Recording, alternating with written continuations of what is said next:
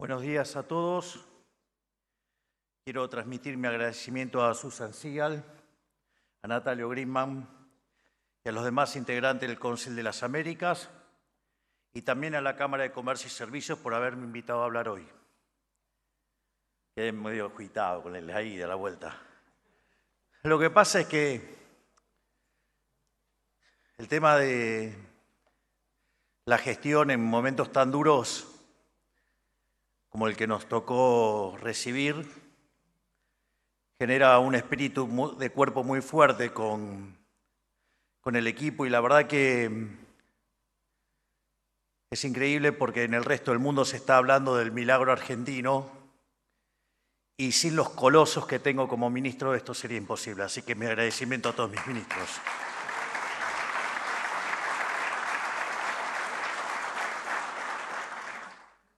También aprovecho para saludar a los disertantes de los distintos paneles que tuvieron lugar el día de hoy, así como también a los miembros del Gabinete Nacional que han venido a defender nuestra gestión. Y también, ¿por qué no?, a los gobernadores que acompañan y son parte del espíritu de época que vino a cambiar la Argentina. Celebro que cada vez somos más aquellos que dejan de lado las mezquindades y las diferencias para ponernos de acuerdo en los pilares fundamentales de este cambio, el cual hemos institucionalizado con la firma del Pacto de Mayo el pasado 9 de julio en Tucumán. Quiero comenzar haciendo un repaso del estado de la situación en el que nos encontramos hoy camino a 9 meses de haber iniciado nuestro gobierno. Los acontecimientos de la economía argentina y del mundo son tan dinámicos que a veces es fácil perder la perspectiva amplia de los procesos y subestimar o no dimensionar lo suficiente todos los avances que hemos alcanzado en materia de gestión. O sea, es habitual que en economía y en política a veces el árbol tape el bosque. Por eso estoy acá para contarles de primera mano el camino que ya hemos recorrido y el que aún nos espera por recorrer. Esta administración ha tenido que enfrentarse a la peor de las crisis heredadas, tanto a nivel económico como político, de toda la historia argentina. Concretamente, al momento de asumir, combinábamos lo peor de las 3 peores crisis de la Argentina. Teníamos un desequilibrio monetario que era por lo menos el doble al de la previa del Rodrigazo en 1975. Teníamos un Banco Central quebrado, aún peor que lo que había en el año 89 previo a la hiperinflación de Alfonsín, y los indicadores sociales eran peores que los del 2001. Es decir, era la suma de todos los males. Era una verdadera papa caliente. En ese sentido, digamos, con mucho valor, con mucha valentía, enfrentamos este desafío. Es decir, porque concretamente recibimos un país al borde del default y la hiperinflación, con déficit gemelos por 17 puntos del PBI. Teníamos la deuda de la CIRA por cerca de 50.000 millones de dólares. Teníamos deuda en pesos venciendo prontamente por el equivalente a 90.000 millones de dólares. Teníamos deuda externa por vencer por 25.000 millones de dólares. Además, teníamos en el Banco Central el equivalente de 4 bases monetarias que vencían en un día. Teníamos escondido el tema de los puts, entre otras cosas. Y en ese contexto, evidentemente, el gobierno que se fue esperaba que resolviéramos, no como liberales libertarios, sino que esperaba que resolviéramos como liberales libertarados, de modo tal que los problemas de stocks y flujos combinados derivaran en una tremenda hiperinflación y, digamos, en enero poder volver, pero ya con todo el ajuste hecho por el mercado, de la peor manera y con las consecuencias que ahora dentro de un rato voy a describir si no hubiéramos hecho el programa que hicimos. Es decir, estaba claramente premeditado para que voláramos por los aires en menos de un mes. A todo esto además se le agregaba tarifas atrasadas y otros precios importantes de la economía pisados, equivalentes a 1/5 de su valor. A su vez, el Banco Central tenía reservas netas negativas por 11.000 millones de dólares. Es decir, estábamos en condición de ir directamente a la peor crisis de nuestra historia. Eso nos hubiera dejado una hiperinflación anual en torno al 17.000%, una contracción del PBI de más de 15 puntos del PBI, un índice de desempleo que hubiera llegado a 30%, digamos, y como ha pasado en otras experiencias de estas características, seguramente la cantidad de pobres hubiera llegado al 90% y la cantidad de indigentes al 50%. Es decir, hubiéramos tenido una verdadera catástrofe. Pero todo esto no resultó un impedimento para que nos hiciéramos cargo del problema e iniciáramos la reconstrucción del país encomendada por la ciudadanía a través de las urnas. Es así como logramos el ajuste fiscal más grande de la historia de la humanidad. Para que tengamos una idea, el ajuste, nosotros encontramos un déficit consolidado de 15 puntos del PBI, 5 en el Tesoro y 10 en el Banco Central. Naturalmente nos decían que hacer un ajuste en el Tesoro de 1 punto por año era una enormidad. Por lo tanto, creo que lo más suave que nos han dicho de querer lograr el déficit cero en el primer año de gobierno, por lo menos nos habrían tildado de locos. Y en eso, gracias a la enorme gestión del ministro Caputo, nosotros hemos logrado el superávit financiero, o sea, el tan mentado déficit cero de verdad, en el primer mes de gestión.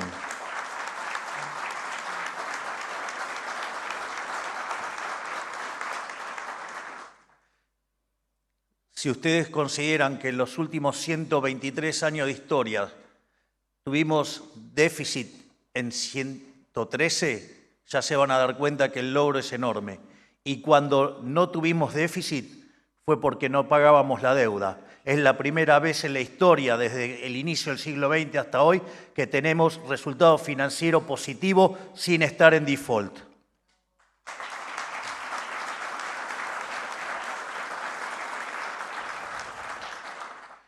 Por otra parte, estaba la cuestión del cuasi fiscal, que eran 10 puntos del PBI. Naturalmente nadie hablaba de ese tema. Un tema demasiado sofisticado para el público en general, pero que era una bomba que efectivamente había que resolver. Y ahí, y en combinación, digamos, el ministro Caputo, con el presidente del Banco Central, Santiago Bausili, y con una labor enorme de Pablo Quirno, la Secretaría de Financiamiento, en 6 meses, parece increíble, en 6 meses logramos terminar y liquidar el déficit cuasi fiscal, consolidando un ajuste fiscal de 15 puntos del PBI en 6 meses, el ajuste fiscal más grande de la historia de la humanidad.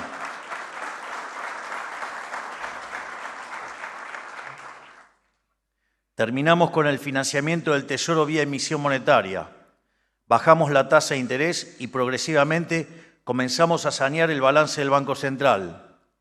Desde que iniciamos la fase 2 de nuestro programa, ya no existe ninguna canilla de emisión monetaria en la República Argentina. La hemos cerrado todos y es gracias a eso que la situación del tipo de cambio se ha estabilizado. Básicamente, nuestra hipótesis de trabajo es que la inflación es siempre y en todo lugar un fenómeno monetario.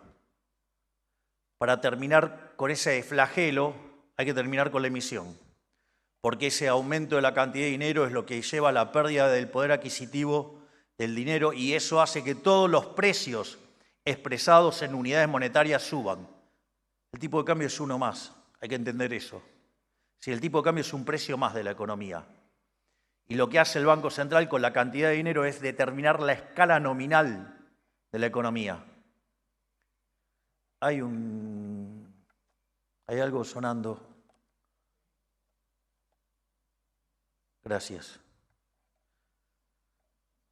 Entonces, en ese contexto, La primera etapa era el déficit cero para justamente cortar con la emisión para financiar el déficit fiscal.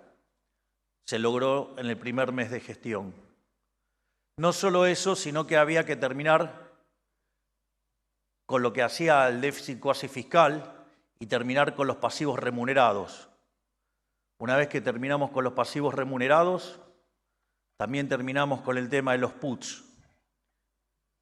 Y en ese sentido, habíamos ido a un programa de exceso de oferta de dinero cero. Es decir, que la única forma que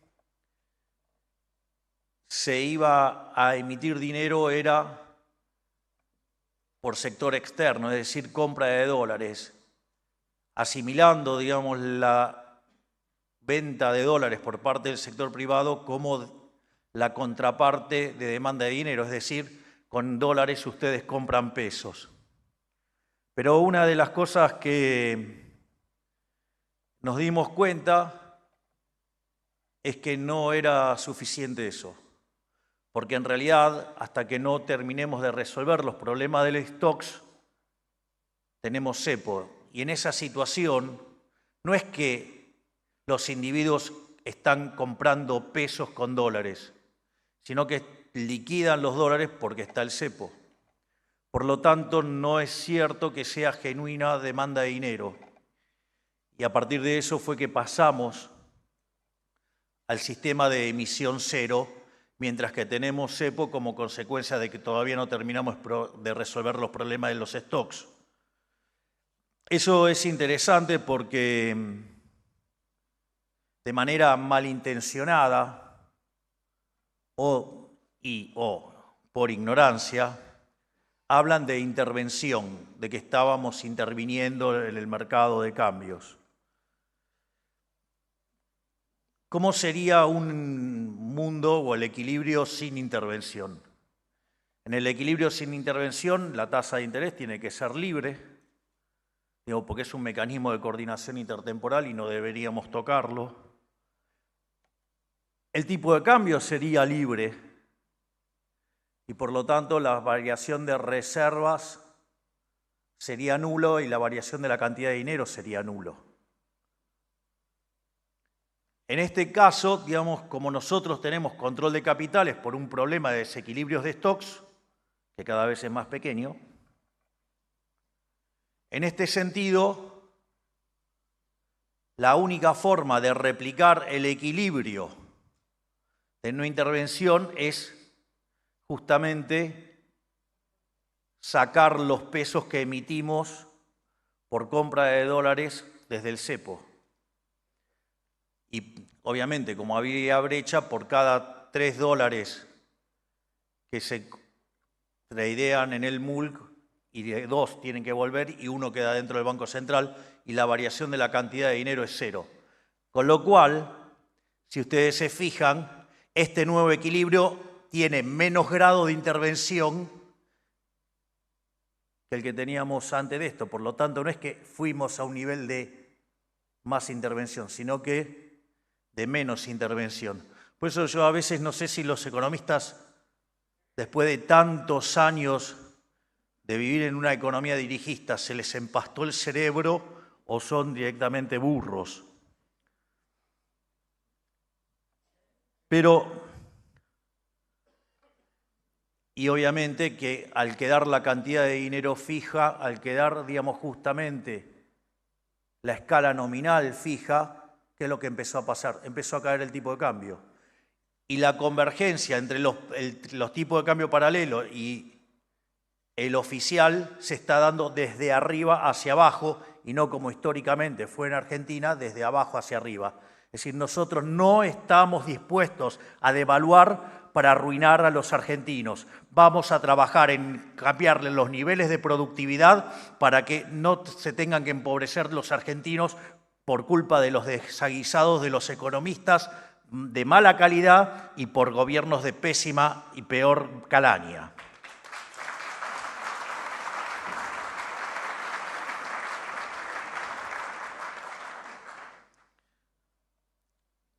Igual todavía seguimos pagando los platos rotos del verdadero masazo que fue la emisión de 13 puntos del PBI en el último año. Pero gracias al ancla fiscal y monetaria logramos evitar la hiperinflación y la estamos bajando. De hecho, a mí siempre me gusta trabajar con el tema de la inflación de mayoristas porque es la que se va anticipando al comportamiento de la inflación. Y cuando nosotros llegamos en diciembre, la inflación mayorista era del 54% mensual. Entiendo que los economistas, como presagiaban todo tipo de calamidades, no quieran verlo así porque, digamos, van a quedar en evidencia en sus errores. Pero 54% mensual anualizado es el equivalente a 17.000. Y la realidad es que el último dato de mayoristas fue 2,7%. Es decir, anualizado eso da 35%. Vaya si no es un tremendo logro digno de un reconocimiento histórico para el ministro Caputo pasar del 17.000 al 35.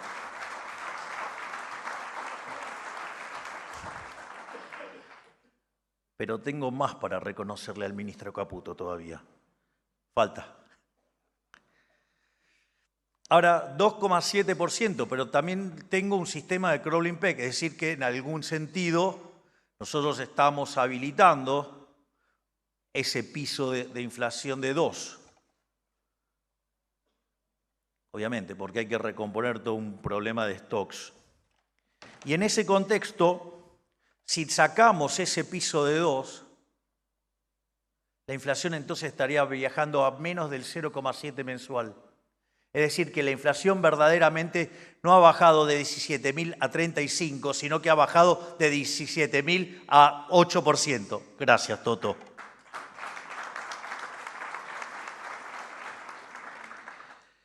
Y la verdad que todo esto lo estamos haciendo a través de mecanismos de mercados y no a través del chamanismo económico al que nos tenían acostumbrados los políticos. La característica esencial de este programa antiinflacionario respecto a los históricos que fueron exitosos es que, por ejemplo, una de las cosas que no hubo fue una hiperinflación antes, que llevara a una licuación de los activos financieros de la economía y que fuera muy fácil estabilizar, porque partiendo de niveles de agregados monetarios muy bajos se vuelve muy fácil estabilizar por la recomposición de la demanda de dinero, por ejemplo. Pero nos parecía muy doloroso ese equilibrio en caso de que los orcos nos hubieran permitido seguir gobernando con una hiper, ¿no?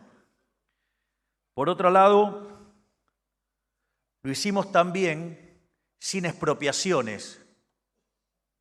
Es decir, acá no hubo tal cosa como presagiaron muchos econochantas acerca de un plan Bonex. Ni que hablar de los imbéciles que hablaron de que hubo un plan Bonex cuando no lo hubo. Por otra parte, otro elemento distintivo de esto, no hubo controles de precios. No solo que no hubo controles de precios, tampoco se controló el tipo de cambio. Cuando en realidad con una economía con la inestabilidad de la demanda de dinero que tiene y el ejercicio y la ductilidad que tenemos para hacer el switch de portafolios a dólares y a fijar el tipo de cambio hace que sea mucho más fácil estabilizar. Y como si todo esto fuera poco, todo este proceso de estabilización lo estamos haciendo con recomposición de precios relativos.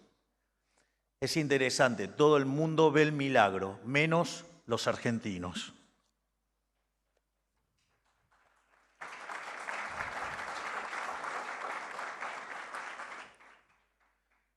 Pero no solo nos quedamos en las cuestiones vinculadas a la estabilización de corto plazo, si ustedes quieren, con un diseño agresivo en materia fiscal, agresivo en materia monetaria y acomodando el sector externo hasta que se recompongan los stocks. También nos hemos ocupado del largo plazo. Hemos emprendido un plan de reformas que es el más ambicioso de toda la historia argentina. El programa de reformas más grande de la historia argentina se hizo en la década de los 90 durante el gobierno de Carlos Menem. La reforma que nosotros llevamos a cabo con el DNU y la ley bases es 8 veces más grande que lo que hizo Menem en todo su gobierno. Y eso lo hicimos en 6 meses con 15% de la Cámara de Diputados y 10% de la Cámara de Senadores. Háblame de gestión ahora.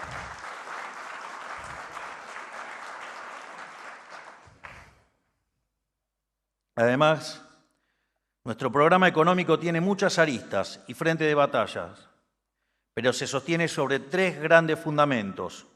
Una macroeconomía ordenada, sin trampas ni atajos, para darle una solución definitiva al problema de la inflación. Un profundo recorte del gasto público para aliviar la carga del sector privado y una atención obsesiva a desregular y devolverle la libertad a cada uno de los argentinos, donde tengo el privilegio, el honor, el orgullo de tener un ministro de la estatura intelectual de un coloso como Federico Sturzenegger haciendo esta revolución.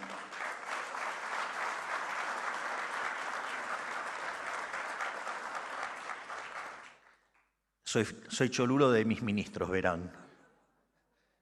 Digo, porque algún imbécil dijo que me rodeo de mediocres para lucirme yo. Pero bueno, ¿de qué se puede esperar del círculo rojo analógico? Pero bueno, ahí están. Que sigan prediciendo que ganaba Massa y todas esas cosas. Pero bueno, en ese sentido, para lograr el primero hemos asumido un compromiso innegociable con el equilibrio fiscal. La economía tiene reglas claras. La primera es que no se puede gastar más de lo que uno le ingresa. Punto, basta, se terminó, no hay más nada que decir. De hecho, cuando le dimos la espalda y nos pusimos a despilfarrar lo que no había, no solo nos fue pésimo, sino que lo que más perdieron son los que menos tienen, que pagaron los platos rotos con impuesto inflacionario. Desde inicios del siglo XX hasta hoy, en la metodología de Cerro Meloni, Argentina tuvo 22 crisis. De esas 22, 20 tienen origen fiscal. Está todo dicho. Y por eso también les quiero adelantar algo de lo que vamos a hacer en materia del presupuesto. Vamos a rediseñar la forma en la que se escribe el presupuesto.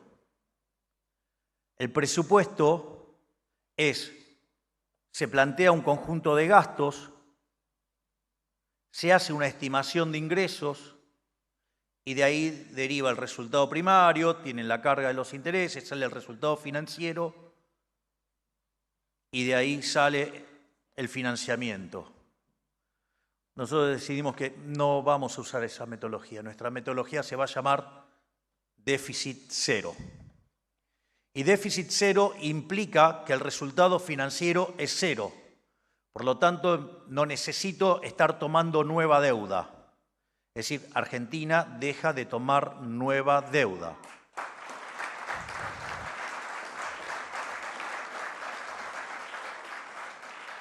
Aviso que rolear la deuda no es nueva deuda porque después aparecen los tipos que suman con dificultad y que no lo pueden hacer ni con un abaco. Y dice, ay, no, ay, tomaron deuda. Sí, digo, para rolear.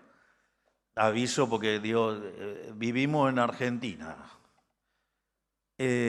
No solo eso, una vez que ustedes van a déficit cero, eso quiere decir que la relación deuda-producto es no creciente. Por lo tanto, de cara al futuro, tendríamos que ver que se vaya desplomando el riesgo país. Y esto es interesante porque mientras que hubo un sacudón financiero en todo el mundo, ¿cuál fue el único lugar que subió y le fue mejor? Argentina. Pero no solo eso, eso quiere decir que entonces el superávit primario va a ser igual a los intereses. Y como está planteado en términos de déficit cero, se puede hacer que el presupuesto sea neutral en términos de ingresos. Entonces va a haber una parte del gasto público que se va a acomodar, por ejemplo, que sigue a la inflación, y por diferencia sale el resto del gasto público consistente con esa regla. Para un escenario base se determinan unas partidas que van a ser después ponderadores, y eso es lo que va a permitir que en la medida que se ajusten los ingresos, dado el gasto con esa lógica, por diferencia se van asignando esas partidas, de modo tal que se diseña una regla para no violentar de ninguna manera el déficit cero. No vamos a tener déficit fiscal. Es más, en lo que tiene que ver con la inflación, la verdad es que en los últimos 15 años solo hubo 2 países en la región que presentaron una inflación anual al 20%, y todos sabemos cuáles son. Uno fuimos nosotros, la otra es la dictadura sangrienta del criminal Nicolás Maduro. Quiero ser muy claro con esto. La inflación anula cualquier tipo de proyecto de vida, de negocio o incluso de formar una familia. Resulta imposible calcular gastos o planificar un futuro digno con la inflación comiéndole el bolsillo a los argentinos. Por eso, terminar con ella es instrumental para recuperar la confianza de todos los actores económicos, que fue dilapidada por los gobiernos anteriores. Es por esas experiencias pasadas que aprendimos que ordenar lo fiscal y lo financiero es condición sine qua non para volver a crecer. Por más buenas que puedan ser las intenciones de un gobierno, sin una macro sustentable, todo lo demás es efímero. Digo, de vuelta, no va de la micro a la macro. Ustedes ordenan la micro y la macro es un desastre, digo, van a terminar mal. Por eso primero hay que ordenar la macro. Primero tienen que terminar y exterminar la inflación. ¿Para qué? Para que el sistema de precios empiece a transmitir la información de manera correcta y para que de esa manera se asignen los recursos eficientemente. No hay otro mecanismo. Y por eso hacemos del equilibrio fiscal un mandamiento, uno que trascienda cualquier cambio de gestión y logre quedar para la posteridad. En cuanto al plan de desregulación que afecta a cada uno de los sectores de la economía, la evidencia empírica está de nuestro lado, porque como ya me han escuchado decir muchas veces, los países más libres son 12 veces más ricos que los reprimidos, al margen que tienen 50 veces menos de pobres en el formato, 50 veces menos de pobres en el formato extremo y 25 si lo toman en el estándar. Pero esto implica luchar, entre otras cosas, contra los intereses particulares de la casta empresarial, los intereses de la casta sindical y en especial contra los intereses de la casta política, que es la que protege esos intereses sectoriales, algo que el ministro Sturzenegger llama ingeniosamente el Triángulo de las Bermudas, porque en el vértice entre esos elementos el país entero desaparece. Todo esto que estamos haciendo ya está rindiendo resultados. Tan solo en el mes de julio subieron los índices de patentamiento en un 19%, la producción de auto un 48%, las ventas minoristas un 40%, la construcción un 12% y la actividad en el mercado inmobiliario un 36%. Cuando empiezan a mirar el mapa de actividad o el semáforo, si ustedes quieren, cada vez avanza más el color verde y técnicamente la recesión tocó o tuvo su peor momento entre los meses de abril y mayo. Vayamos a las declaraciones que hacíamos por ese tiempo, que decíamos lo peor ya pasó y naturalmente los econochantas decían lo peor está por venir, que son los mismos que nos presagiaron que la inflación, por ejemplo, no iba a poder romper un piso de 7. Y ahora estamos viendo si va por debajo de 4 en minoristas, ¿no? Pero bueno, así estamos. Buena parte de estos pilares que sean una realidad es posible gracias al trabajo mancomunado que llevan adelante los equipos técnicos encabezados por los ministros de Economía y de Regulación, Toto y Federico, que desde que asumieron han llevado adelante lo que solo puede ser catalogado como una gesta heroica, que sin duda van a pasar a la historia. Nosotros vamos en serio. Queremos dejar atrás el modelo fracasado del Estado presente y volver a instaurar el modelo de la libertad. Por eso estamos haciendo un cambio profundo, de raíz, y todo cambio profundo requiere de tiempo, un bien escaso que debe ser usado con prudencia y sabiduría si queremos que este nuevo modelo se sostenga en el tiempo. La gente no puede esperar más, pero entiende que este es el único camino. La política debe comprender lo mismo y acompañar, con su propio esfuerzo, el de la ciudadanía. De nada sirve hacer cambios que no puedan perdurar.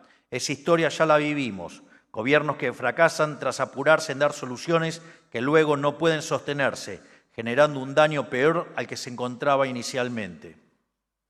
Nosotros no estamos dispuestos a repetir esa historia. Por eso, créanme, luego les digo que nadie tiene tantas ganas como yo salir del cepo, pero como ya he dicho en otra oportunidad, quitar los parches sin antes solucionar el problema de fondo sería agravar la crisis que heredamos. Esto me recuerda a lo que decía Milton Friedman sobre la inflación y el alcoholismo. En ambos casos, cuando los alcohólicos comienzan a beber o cuando los países comienzan a darle a la impresora de billetes, los efectos buenos vienen primero y los efectos malos llegan después. Cuando llega la cura es todo lo contrario, empiezan por lo malo y después viene lo bueno. Y la resaca de dejar de beber, cuanto más se bebió, más profunda es la resaca. Imagínense con los 20 años de populismo que traemos a costa. Era claro que no iba a ser un lecho de rosas. Por eso les pido que vean la película completa y no solo la foto. No nos importan las presiones, vengan de donde vengan, porque nosotros no vinimos aquí a hacer demagogia. Vinimos aquí a cambiar las cosas en serio y para siempre. En la medida que vayamos saneando el Banco Central, podremos retirar las restricciones cambiarias y eso generará mayor inversión y expansión de la actividad económica. Que dicho sea de paso, hay elementos que impulsan el crecimiento económico. Es falso que no se puede crecer, digamos, mientras que esté el cepo. Eso es una falacia también. Y voy a explicar por qué. Primero hay elementos que están haciendo el rebote. Digo, yo no lo considero crecimiento, pero digamos, muchos miran la tasa del PBI y ya con eso hablan de crecimiento. Pero hay factores que hacen al rebote, a la recuperación, y hay factores que van a hacer al largo plazo, al crecimiento. En cuanto al rebote, ustedes lo que van a tener es lo siguiente: hay recomposición del salario real, hay recomposición de las jubilaciones en términos reales. Por lo tanto, eso lo que va a permitir es que la demanda se empiece a expandir en un contexto de alta capacidad instalada ociosa. Por lo tanto, digamos, eso es una de las partes del rebote y que todo el tiempo pueden estar viendo cómo el salario le está ganando a la inflación y también las jubilaciones. El otro tema es el tema del ciclo de los stocks. Sobre el final del gobierno anterior, como se veía venir la crisis, muchas empresas que hicieron para cubrirse se estoqueaban. Eso hizo que la actividad durante la última parte del gobierno anterior no cayera todo lo que tenía que caer. Y eso exacerbó la caída que tuvimos durante la primera parte de este año. Por lo tanto, la propia recomposición de los stocks, eso va también a generar un rebote. A su vez también quiero mencionar sobre las cuestiones cuantitativas, porque todo con el plan Platita y con las expansiones y todo, en el último trimestre la economía el año pasado cayó 2,5%. Y nosotros haciendo el ajuste más grande de la historia de la humanidad, 2,6%. ¿Lo quieren tomar interanual para mostrar lo peor? 5,1%. Cuando en el 2002 se hizo el ajuste fiscal, no de estas magnitudes, bastante menor, la caída fue del 16%. Por lo tanto, digamos, eso también implica que el ajuste se supo hacer de manera inteligente y teniendo en cuenta la protección de los más vulnerables. Pero no solo eso, sino que además el crecimiento se genera por inversión y la inversión hay que financiarla y se financia con ahorro. El ajuste fiscal de 15 puntos del PBI lo que hace es devolverle el dinero al sector privado. Por eso, mientras que en diciembre discutíamos la hiperinflación, hoy discutimos créditos hipotecarios a 30 años. Es decir, esa carga del Estado, corriéndolo del medio, le está devolviendo los fondos al sector privado para que invierta y podamos crecer. Eso sí, yo no les voy a decir quién tiene que invertir. Yo no soy comunista, no soy socialista. Yo creo en el mercado, lo tienen que hacer ustedes. Vamos, háganlo.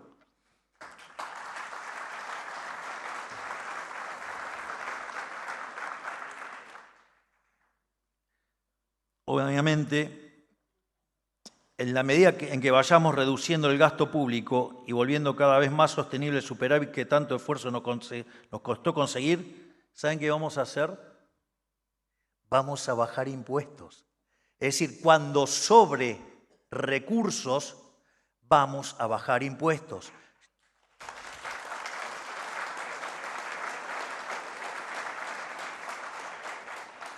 Algo que además ya lo estamos haciendo. Y hay básicamente una reflexión, digo, ¿cuál es la verdadera carga que tiene, la carga fiscal que tiene un país? En eso Milton Friedman, Murray Newton Rothbard, eran bien claros, es el tamaño del sector público. Y si nosotros hicimos un ajuste del 15 puntos del PBI, somos el gobierno que más recursos les devolvió a todos los argentinos como nunca antes en la historia. Por lo tanto, aquellos que dicen que se ponen a fijarse en si algún impuesto transitoriamente subió y que somos el primer caso donde estamos demostrando que fue transitorio porque los estamos bajando, además le devolvimos a los argentinos de bien 15 puntos del PBI. Por lo tanto, miren esto qué interesante, porque hoy tenemos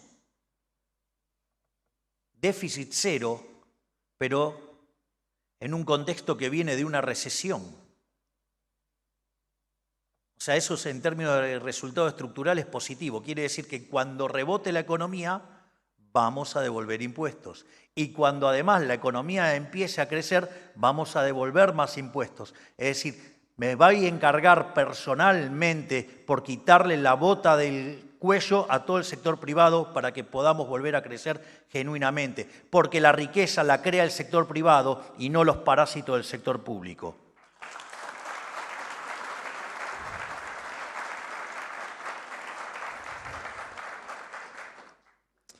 Obviamente que si no lo estamos haciendo a la velocidad que nos gustaría, es porque aún no están dadas las condiciones.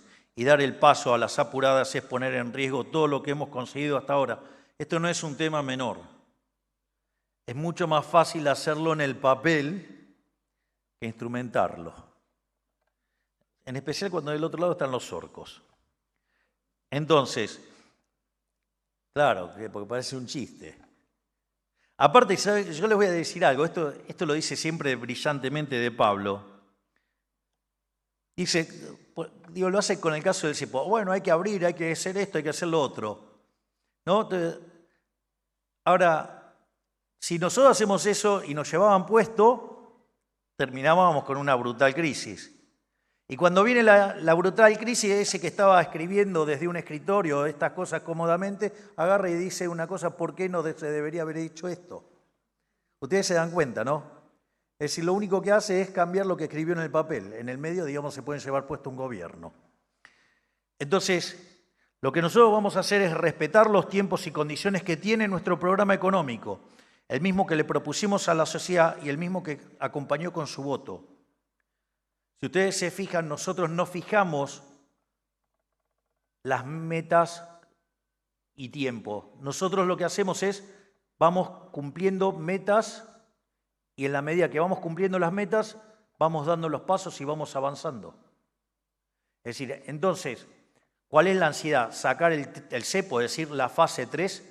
Bueno, ¿eso cuándo va a ocurrir? Cuando hayamos cortado definitivamente con la emisión monetaria. Eso va a ocurrir cuando la base monetaria en el formato convencional termine de igualarse a la base monetaria amplia, que quiere decir que todo el sobrante de dinero se eliminó. La contracara de eso van a ver que la tasa de inflación va a estar muy parecida o tendiendo a cero Y quiere decir que cuando eso pase no existe sobrante de pesos. Si no existen sobrante de pesos, claramente puedo abrir, porque es como darle un revólver sin balas. Por más que quieran tirar, no pueden porque no van a tener balas. Y como nosotros estamos sacando todos los pesos, y como de acá en adelante, además vamos a sacar cerca de 8 billones de pesos, le puedo asegurar que lo que le va a faltar a esta economía son pesos. Y cuando eso pase, porque ahí entran todos en alerta y les agarra ataques de desesperación, claro, digo, nunca en su vida vivieron el mundo con la cantidad de dinero fija. Nosotros hablamos de competencia de monedas o el término de dolarización endógena. Lo voy a plantear en dólares porque es más fácil, digo, para que así no estoy hablando de cosas que les pueden resultar muy abstractas.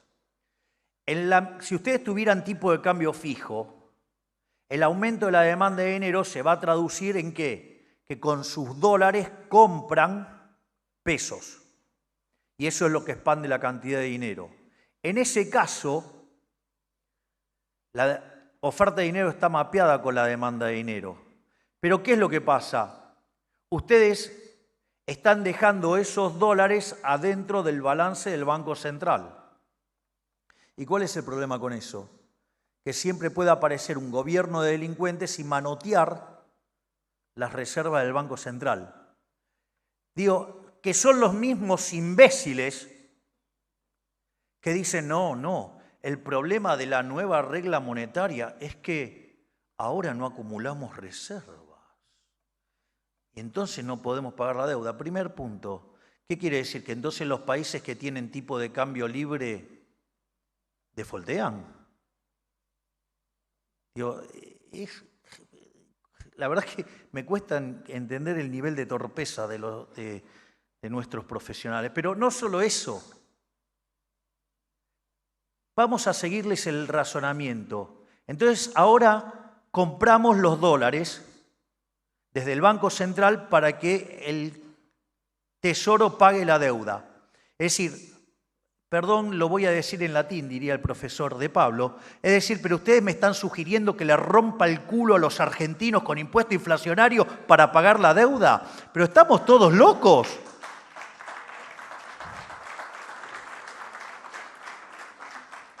Los dólares se compran con superávit fiscal.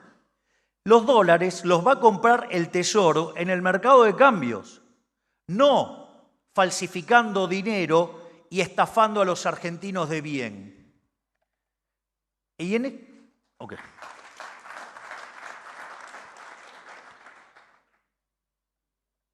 ese contexto, el otro gran temor que aparece es, bueno, pero si ahora la gente va a tener que traer los dólares para hacer las transacciones y yo tengo la cantidad de pesos fijos, voy a tener una brutal apreciación de la moneda. Y como voy a tener una brutal apreciación de la moneda, si eso ocurre más rápido que la velocidad a la cual modifico la estructura de la economía, esa apreciación me puede generar un problema en términos de actividad y empleo.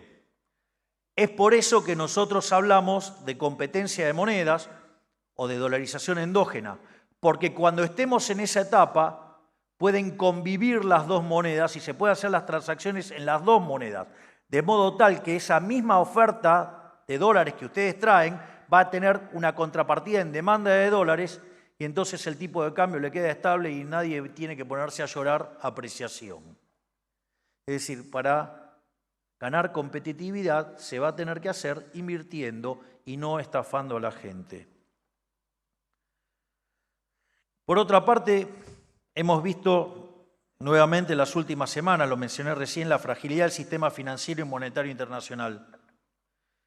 Se ha vuelto popular entre analistas la lectura que el mundo tiende cada vez más a la fragmentación en vez de la integración, más a la discordia en vez de la paz, más a la cerrazón que a la apertura, más a la retracción que a la búsqueda de nuevos mercados.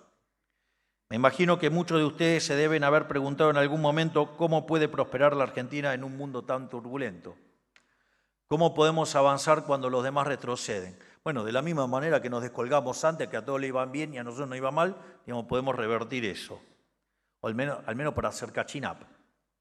Yo les digo, no teman, porque contamos con ventajas que muchas veces no se ven, pero que gran parte del mundo no tiene, que son anclas que nos protegen frente a eventuales tormentas.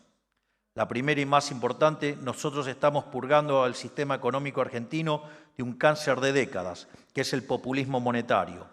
En Argentina no va más tirarle una alfombra encima a las crisis tomando deuda e imprimiendo dinero. Aprendimos de una vez y para siempre que no sirve salir de la crisis con emisión. Lamentablemente, lo mismo no se puede decir del resto del mundo libre, que cada día se endeuda más y cada día licúa más el valor de sus monedas. Por eso no es casualidad que en el mundo el poder adquisitivo de la gente de a pie sea cada vez más bajo, a pesar de que las valuaciones de las empresas son cada vez más altas. Ellos están jugando con fuego, tomando de una medicina que en el largo plazo no es más que veneno. Bueno, nosotros no vamos a hacer populismo monetario, no nos importa que lo hagan los demás. Tenemos honestidad intelectual y un compromiso que hemos asumido con la sociedad para salir de la crisis que heredamos haciendo los deberes y con crecimiento genuino, no haciendo chamanismo económico que a la larga siempre engendra pobres que son los que terminan pagando esto. Haciendo las cosas bien, Argentina puede ir a contracorriente del mundo y ser un oasis de estabilidad en el desierto del populismo global. Segundo, 25 años de populismo económico, de default, violación de contrato y de imprevisibilidad jurídica nos han dejado en un país descapitalizado, con sus mejores empresas subvaluadas y con casi 300.000 millones de dólares de los argentinos fuera del sistema. Tercero, es en momentos de incertidumbre en las finanzas globales que las ventajas comparativas de los que gozamos como nación destacan por su valor. Tenemos sectores primarios dinámicos con fuentes de recursos inagotables, recursos que el mundo necesita y seguirá necesitando, esté en crisis o no. Tenemos la segunda reserva de shale oil más grande del mundo. Producimos alimentos para 500 millones de personas. Contamos con la tercera reserva de litio más grande del mundo. Reservas enormes de cobre aún sin explotar. Energía solar, eólica, hídrica, el acuífero guaraní y por si fuera poco tenemos recurso humano de primera categoría en todos los ámbitos profesionales. Tengo mis dudas con los economistas. Gracias a los cuales hoy Argentina deja de ser una huella en el mundo a pesar de la trágica administración política del último siglo. De eso sí tenemos los peores del mundo. Digo, si no, no hubiera ganado yo.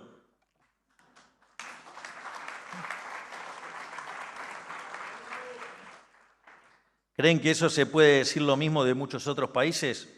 No, tan solo de un puñado, con lo cual no cabe duda de que hemos sido privilegiados por Dios en la lotería mundial.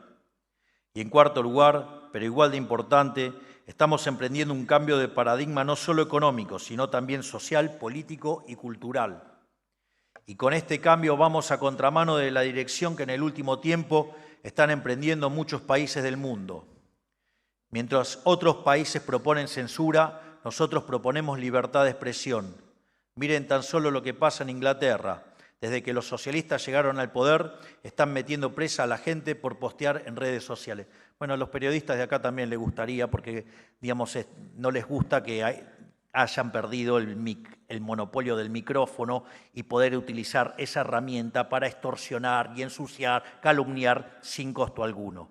Las redes sociales les pasan facturas y no les gustan. Dejen de buscar fantasmas. Están recibiendo lo mismo que hicieron, pero nada más que la gente lo hace orgánicamente porque se dio cuenta que son unos delincuentes, muchos de ellos. A su vez, mientras otros están cada vez más cerca de caer en guerras culturales y religiosas, que va a terminar por expulsar a gente de bien de sus países de origen, nosotros invitamos al resto del mundo libre a participar de un país en reconstrucción. Mientras otros castigan a quienes emprenden y producen, nosotros los celebramos. Los invitamos de nuevo al sistema, mientras otros sacrifican la innovación, la creatividad y la libertad misma en el altar de una falsa moralina. Nosotros desregulamos la economía y le devolvemos la autonomía al sector privado. Los argentinos ya nos dimos cuenta de que toda la perorata buenista es una estafa al servicio de la opresión. Ya nos dimos cuenta de que siempre los que se hacen los paladines de la moral y los defensores de los desahuciados terminan siendo los autores de las peores atrocidades. Y vaya que el sistema está crujiendo.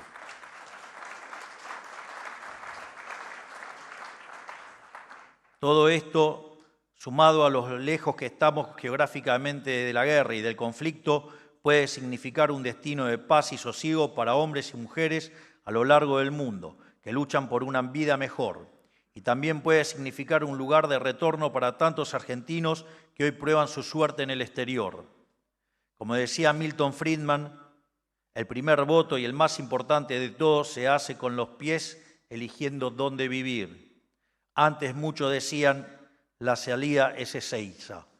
Nosotros venimos a proponer que Ezeiza sea una puerta de entrada.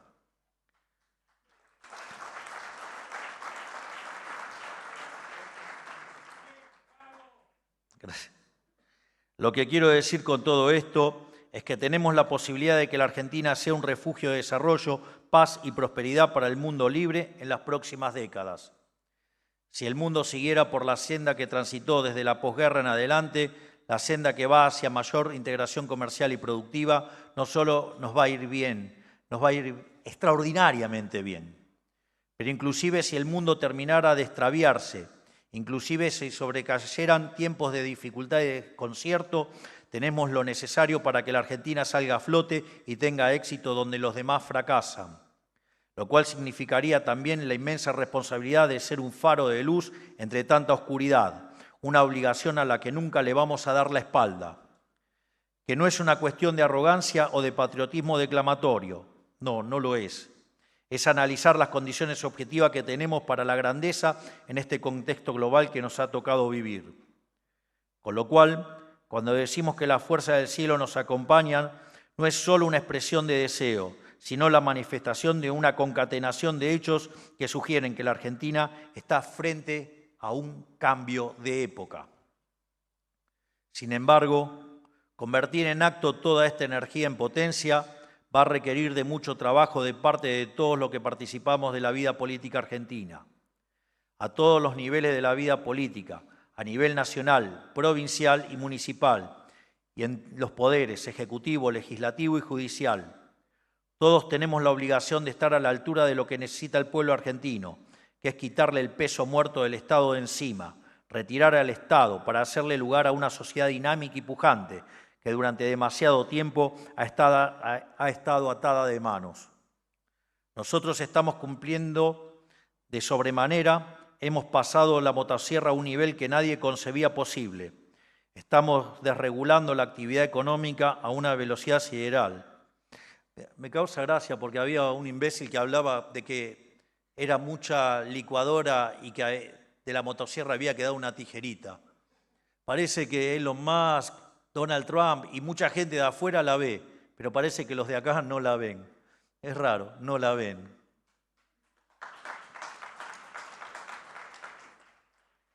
Pero volviendo a lo que estaba diciendo respecto a lo que excede a los estados, al Estado Nacional, especialmente a los jefes de estados provinciales, nos comprometimos en Tucumán a la inviolabilidad de la propiedad privada, nos comprometimos a promover economías libres y desreguladas, aliviadas de la asfixia burocrática. No hay que tenerle miedo a liberar la iniciativa privada. El único efecto que va a generar es dinamizar la actividad económica. Les pido que estén en materia, tomen el ejemplo de la ley de alquileres. La desregulación aumentó fuertemente la oferta. El aumento de la oferta bajó los precios en términos reales y mejores precios reales mejoraron el acceso a la vivienda para todos.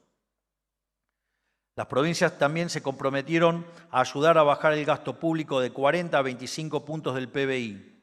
Quiero ser claro, solo con el ajuste nacional no alcanza. El 44% del gasto del Estado de nuestro país corresponde a las provincias y los municipios. Por cada empleado del Estado Nacional hay 3 empleados provinciales. De modo que, si queremos cumplir esa meta, es fundamental el aporte de las provincias. Lo mismo con el RIGI. Desde que los sancionamos, se acumulan anuncios tras anuncios de inversión a lo largo y a lo ancho del país. La sociedad tiene que saber que las grandes inversiones no van a llegar a las provincias que no adhieran al régimen. Y los políticos negadores de la realidad tendrán que elegir entre quitarse sus anteojeras ideológicas y acompañar el cambio, o condenar a sus propios ciudadanos privándolos de mayor actividad, más trabajo y más riqueza en sus distritos. O sea, el camino de la libertad es, a la larga, un camino de reconciliación de la política con la ciudadanía. Pero en definitiva, esto requiere que todos hagamos un ejercicio. El ejercicio de sacar la mirada de corto plazo y llevarla al largo plazo. Y también de sacar la mirada del pago chico y el interés particular y poner el foco en lo que nos llamamos equilibrio general intertemporal. Si todos, no solo algunos, practicamos el ejemplo que pontificamos, no solo algunos honramos los compromisos firmados en Tucumán, no tengo duda de que saldremos adelante más rápido de lo que cualquiera se imagina. Por último, para despedirme, quiero agradecerles una vez más la invitación a las autoridades del Cónsul de las Américas y de la Cámara Argentina de Comercio y Servicios por la invitación y por la cálida bienvenida. Agradecerles también a todos ustedes los presentes por escucharme. Hoy me puse un poquito denso, pido perdón, pero el orden espontáneo es así. Digamos, decidí abrir muchas ventanas en el discurso y a veces pasa. Y quiero además invitarlo a acompañarme en esta gesta por hacer de la Argentina el país más próspero y libre, pujante que alguna vez fue. Para que seamos nuevamente una tierra de oportunidades, para los que todos, como dice nuestra Constitución, decidan habitar el suelo argentino. Ese lugar con el que soñaban personas de a pie, de trabajo, castigados por el hambre y la miseria, que vinieron a la Argentina, donde era un paraíso en el cual podían reconstruir sus vidas. Un refugio de paz y prosperidad para quienes huyen del conflicto constante que paulatinamente envuelve al mundo. Tal como lo hicimos hace 120 o 150 años, pongan la marca donde quiera, pero 120 o 150, pero por ahí anda. Créanme que podemos hacerlo y vamos a hacerlo. Estoy seguro que todos ustedes que son protagonistas de la vida económica argentina cumplirán un papel fundamental en este proceso. Que Dios bendiga a los argentinos y que la fuerza del cielo nos acompañe. ¡Viva la libertad, carajo! Muchas gracias. Han sido las palabras del señor presidente de la Nación, doctor Javier Milei, en el marco de la Conferencia Anual Argentina, Perspectivas Económicas y Políticas. El señor presidente de la Nación procederá a continuación a retirarse del recinto. Que tengan una excelente jornada.